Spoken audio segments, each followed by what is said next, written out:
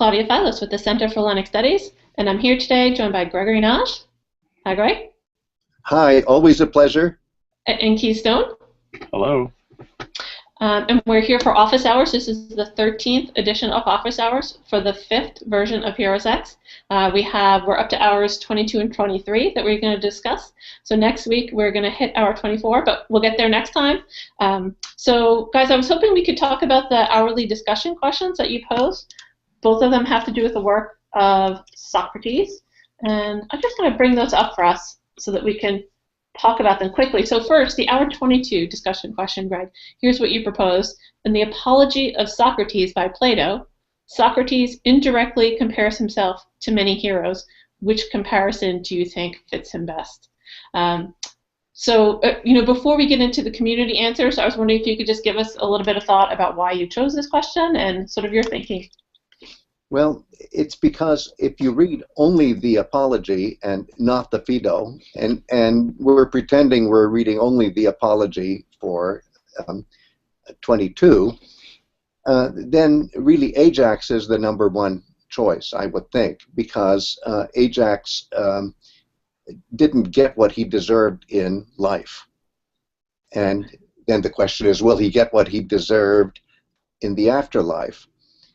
And Ajax is a victim of injustice, and certainly Socrates is a victim of injustice. And the thing is, you would expect Ajax to be very angry, and he is. He is angry even as a cult hero, and we see that here and there as we read through the texts in Ancient Greek Hero in 24 Hours, the primary text, whereas Socrates is not angry. Right.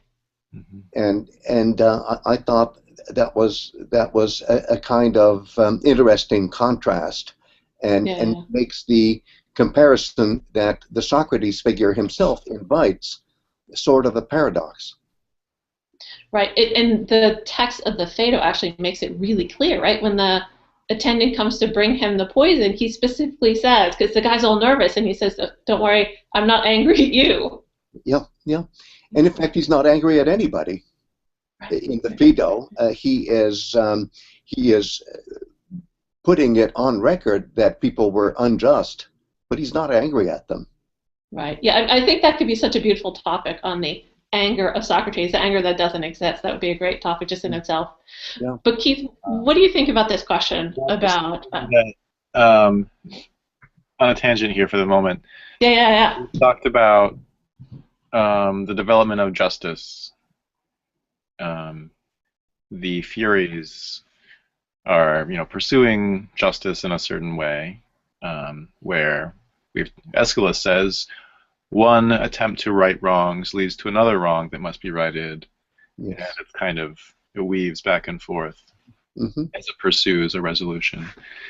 And then the Furies are turned into the Eumenides, and there's this idea that in Athens there is perfect justice. And we see that also in another place. It's just not coming to mind right now. But here we have that same justice system operating. Yes. Producing a perfectly just outcome. Socrates is supposed to go to his death without any unfinished business, right? It's all been taken care of. He still has to reassure the executioner, don't worry, I'm not going to be an angry hero. I'm not going to become one of these Furies. But we don't agree with the verdict here. Like our sympathies are with Socrates, who's being, well, the story. But Yeah. So just we see this thread. Yeah. Well, I mean, I think it's interesting. Many of our participants did point out this this link to Ajax for this exact reason, right? Because he's treated unjustly and dies as sort of in an unjust way, right? With this kind of unfinished business. But they were also pointing to Palamedes, right? For that same reason. I think there's a strong argument to be made there. Yes, there is. And certainly Socrates, in many ways, resembles Palamedes more than he resembles Odysseus.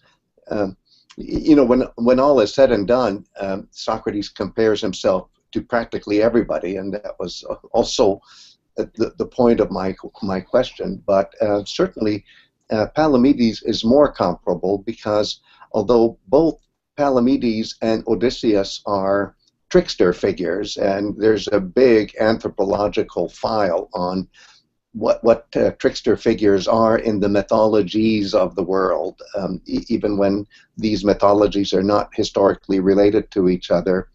The fact remains that in the case of Palamedes, he's the kind of trickster who can truly be called the culture hero. Every time he does something that is important, it is also something that contributes to civilization, such as the invention of writing or the invention of letters, or well, the list goes on. That he is the originator of all sorts of cultural institutions.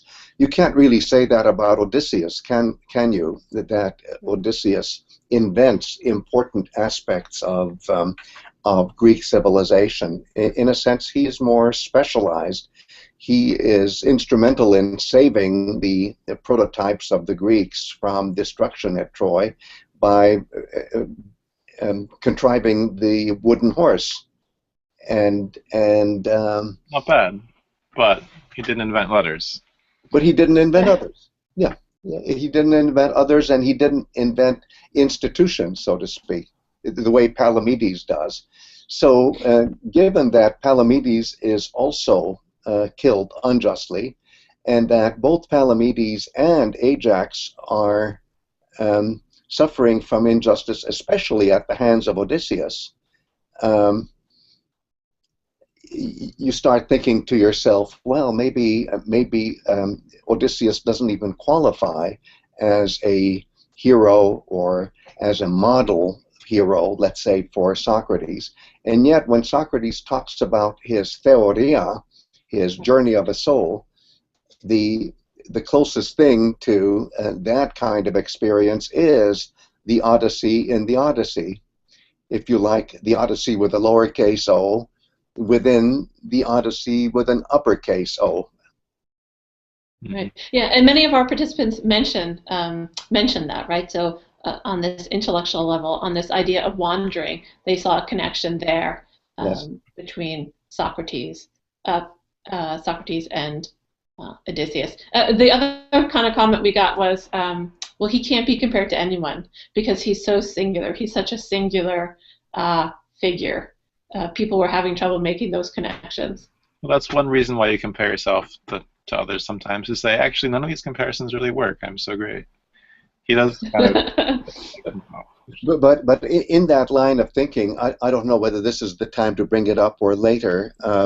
I know that in conversations among the three of us, something that Keith has mentioned more than once is the idea that when Socrates talks to or communicates with heroes in the afterlife, however you imagine the afterlife, that does something to him. Keith, would you like to expand on that, maybe? Yeah, and Claudia's mention of theoria brings that to mind, as well. We've talked about how heroes, like in Herodotus, have a different vantage point than regular humans do, and they can communicate that knowledge. Yeah. Or we see it with Protesilaus, too. He knows things that Homer didn't know. And Socrates, too.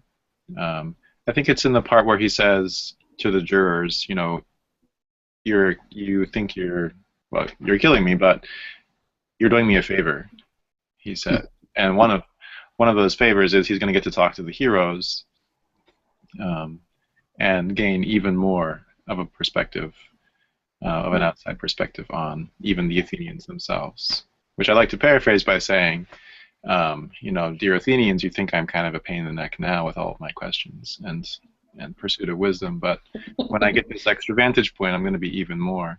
Yes, and that does not bode well for the people who put him to death.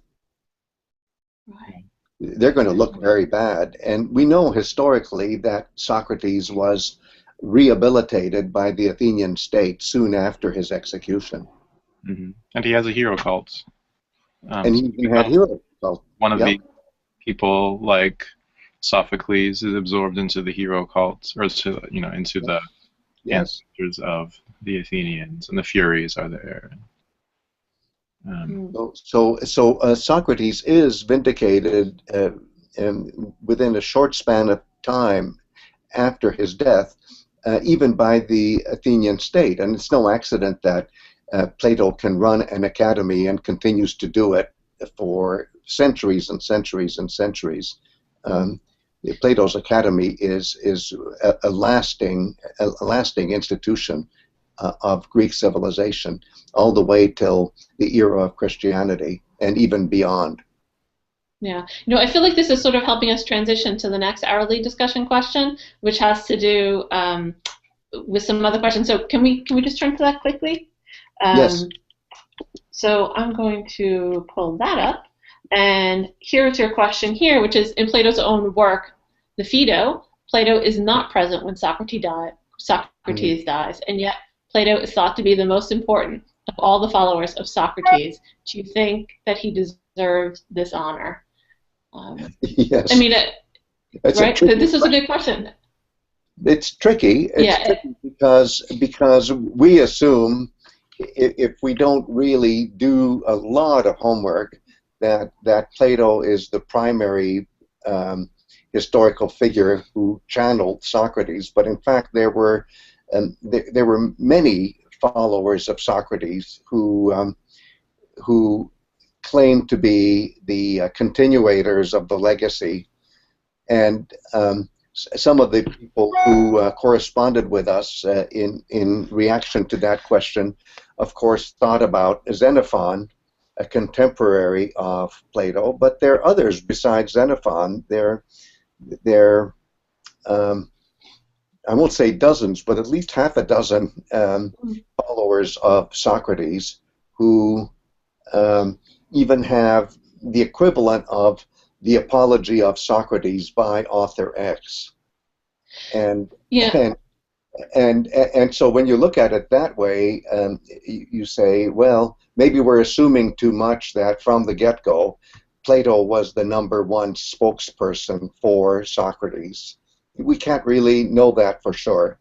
Right. Well, I think something that people, several of our participants have pointed out in their comments, and I'm curious to get your reaction to this, is the distinction between Plato being the one who, quote unquote, is the one who really writes down the work of Socrates, right? Gets it in writing, gets his dialogues, gets his teaching in writing. So they're making a distinction between the importance of that writing. And the other thing that another person pointed out is, well, if Plato is the most important one, let's say, I see what you're saying, he's not necessarily, but why this time in between maybe the death of Socrates and the time when the Phaedo we believe, is written down?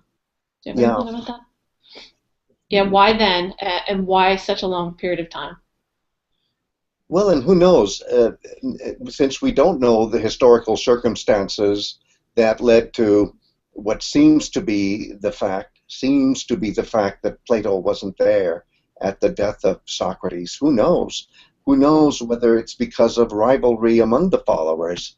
I don't want to spend time in an idle way by speculating about things like that, but the fact is that that Plato, when he channels Socrates, is also at the same time erasing himself.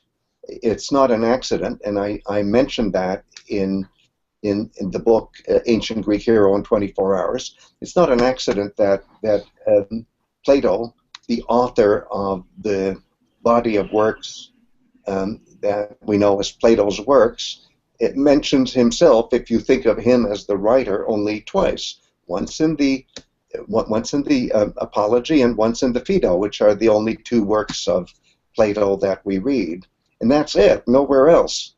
I'm not going to count the letters attributed to Plato because that's a different form of tradition. but in the dialogues of Plato, where Socrates is brought to life in dialogue, Plato's nowhere, except for those two exceptions. And so that's about a kind of erasure, is what you're saying. Yes, Plato is erasing himself as an author, making Socrates look like the author, although we can't really say that Socrates is an author either. So I would even object to your using the word "the works of Socrates" because it implies something that approaches the status of a text. But technically, Socrates is just talking, and and he leaves his arguments usually open-ended. That's why I was wondering. Yeah, that's why I was wondering what you were going to say about the idea that Plato is so important because he writes it down. Okay, I also have to say, however, and I know that some of our participants were rightfully complaining, not complaining, but commiserating with each other about how difficult the Phaedo is. Well, yeah, because this is a Plato textbook. So although Plato's pretending not to be writing it or composing it, however you want to say it, it does happen to be the best place to get a crash course on such basic Platonic theories as the theory of forms. And most philosophers are in agreement that the theory of forms is less Socrates and more Plato. So in a sense, the Phaedo is a textbook on Plato 101, not Socrates 101, Plato 101, and despite that, that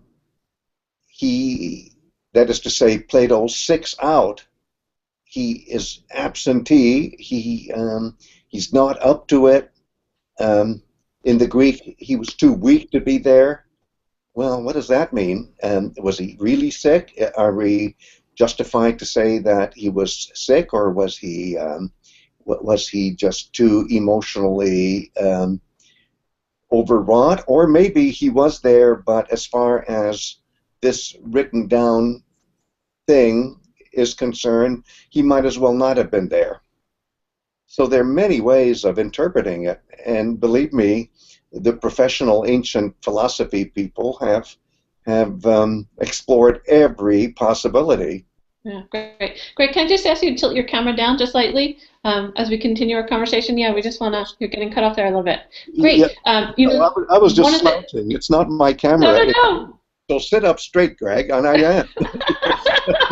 So one of the other parallels that some people are pointing out to were, Paul or some of the apostles, right, who maybe are considered important followers of Jesus of Nazareth, but but weren't present, right? Paul was not present. Are the gospel writers, I forget, mentioned in this thread? The gospel writers is something that are more like the dialogues, because Jesus is talking, but was Luke there? Only John. Only John is sort of there. Right, but that one was very late, I think, is the latest thinking. Yeah. So. And so their point was this doesn't unauthorize someone from being an important figure in dispensing the, I guess. Well, maybe dialogue, right? Is what people are saying. Well, I'm not sure. Yes and no. It's something that I really have to look into a little bit more by examining exactly what Xenophon says. Xenophon is such a different cup of tea that most people don't even compare him systematically with Plato, and I think we should, and I should too. I should do more homework on whether this kind of self-referentiality, or in this case, self-non-referentiality, is applicable to Xenophon as well as Plato. I'm rusty on that. I mean, it is interesting that he would suddenly mention himself at those moments, right? Just as a moment as, Socrates is sort of having his swan song. Even to say that I wasn't there is still to mention yourself at that point. it's exactly. I'm just drawing attention, and you're drawing attention to the fact that it's very weird. It's what in literary criticism would be called a significant absence, or if you like, an absent signifier. Right. Okay, so can we turn to some of the other comments and questions in the discussion board, unless someone else had another comment about that? But maybe one last comment about the Phaedo. Please, yeah. I want to tell the people out there not to get discouraged about the philosophical front-loading that happens in the Phaedo. There's a lot of Plato 101 there, and don't feel guilty if you don't fully absorb it, because I certainly haven't either. I guess I feel a little guilty, but in terms of our agenda, which is just exactly what the message of Socrates is when you boil it down to the basics, I don't feel guilty, and our participants shouldn't either, even if they haven't mastered Plato 101. Okay, well, I mean, I think that's a very encouraging message, and as always, the message is just keep reading, right? Keep moving forward. Don't stop. As we do also, and as I'm encouraging myself to do more. Amen. Yeah. Okay, so let's just turn. We have a little bit of time, so let's turn to some of the other comments and questions. I mean, I think one of the things we've seen in the last couple of weeks is an uptick in the number of images that people are sharing, which I just love. One in particular was the image of the giant fennel stalk. I'm so grateful to that. And it still has its agricultural uses in Greece today. And by the way, Marathon is the land of the fennel stalk. That's what Marathon means. Oh, really? Is that wow, right? How fitting. Yeah. And Keith, did you get to watch the Boston Marathon yesterday? I did. I did not see anyone carrying a fennel stalk. That would have been great. Now we know, though. Okay. So we talked a little bit about the thread Xenophon Socrates. So we don't need to continue with that. I guess. Well, maybe just one thing is that Socrates is not as nice, and he's not as likable in Xenophon. I think everybody agrees about that. Now, is it because Plato is nicer than Xenophon? I'm not sure. That's so interesting. And I love one of my teachers used to point out that more people voted for Socrates' execution than for his conviction, perhaps because his speech was so annoying. So that's saying something, right? He's even more annoying. I mean, certainly Plato's Apology of Socrates is so provocative that he's almost asking for it. Yeah. Okay. Can I just share one personal thing about this? So, when I was working through my reading list for my MA, I think really the second thing I read in Greek, just all the way through for that, was the Apology. I have to say, when I started, I had no interest in it. But by the time I got to the end, and he's convicted, and then he has that statement where he says, "Listen, friends, we have just a little bit of time here. I have something to tell you." That was so moving. That just seemed like such a moving and intimate moment. That got me. So, all right. But turning away, I want to go to some other business for hour 25 and HeroesX, and this is about. It is about learning Greek, actually, and this is the fact that we sent out an invitation on Friday of last week inviting community members to participate in some really participant-generated peer study groups. So this is not a class, okay? This is a group of your peers in this community who are getting together and who really want to learn to read ancient Greek, so read some of these texts in the original language, and what they're going to do is they're going to support each other in their learning. They're going to use a textbook called Hansen and Quinn, and it's going to be supported by some videos that Professor Leonard Milner created during his last year of full-time teaching at Brandeis University, and those videos are being made available through the YouTube channel of CHS. You can also find them at hour 25 under the Learn tab. So anyway, on Friday we sent out an invitation about some students who were forming a group. We had about 6 open slots.